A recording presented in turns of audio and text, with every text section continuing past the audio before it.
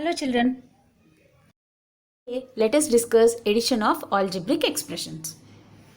Let us consider two terms 3a and 7a. We have to find the sum of 3a and 7a.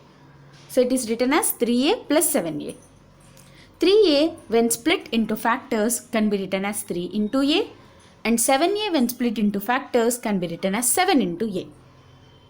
Both 3a and 7a are having same algebraic factor a. So they are called as like terms.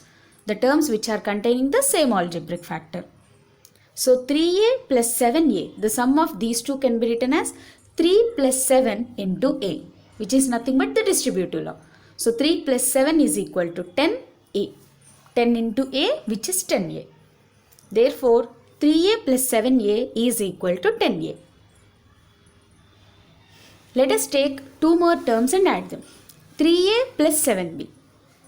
Can we add them using the distributive law as we have done previously? We can see here 3a and 7b are having different algebraic factors. So they are unlike terms. So distributive law doesn't apply for unlike terms. So we cannot add them. So while adding algebraic expressions, we can add only the like terms. The unlike terms will be written as such. So the value of 3a plus 7b is the same. Now let us consider the previous example 3a plus 7a. What have we done there?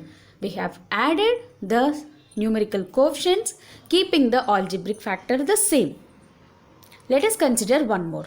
Add 5x square y plus 6 and 2x square y minus 11. Let us write these two expressions as the sum, which is 5x square y plus 6 plus 2x square y minus 11. So in this 5x square y and 2x square y are the like terms, 6 and minus 11 are the constants.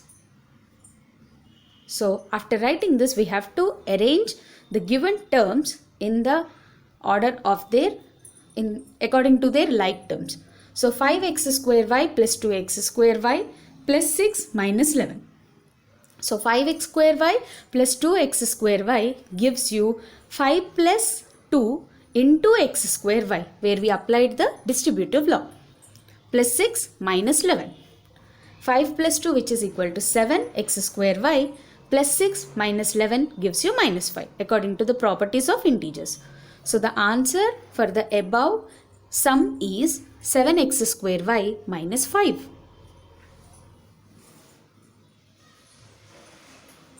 Let us consider one more example. Add 6xy minus 4 and 3x plus xy minus 5. We have to add these two expressions. So let us write these two expressions in the form of a sum. 6xy minus 4 plus 3x plus xy minus 5. So after writing it as a sum, what is the next step we have to do? We have to identify the like terms. So 6xy and xy are the like terms, minus 4 and minus 5 are the constants. So let us rearrange according to their like terms. 6xy plus xy. Xy is having the numerical factor as 1. Why we discussed that point here is when adding the like terms, we need to add the numerical coefficients. So 6xy plus xy gives you 6 plus 1, 7xy plus 3x minus 4 minus 5. The sum of two negative integers is always negative, which is equal to 7xy plus 3x minus 9. Here 3x, the term 3x is not having any like term. So it remains as such. Its value doesn't change. So the answer for the above sum is 7xy. See few more examples of addition of like terms.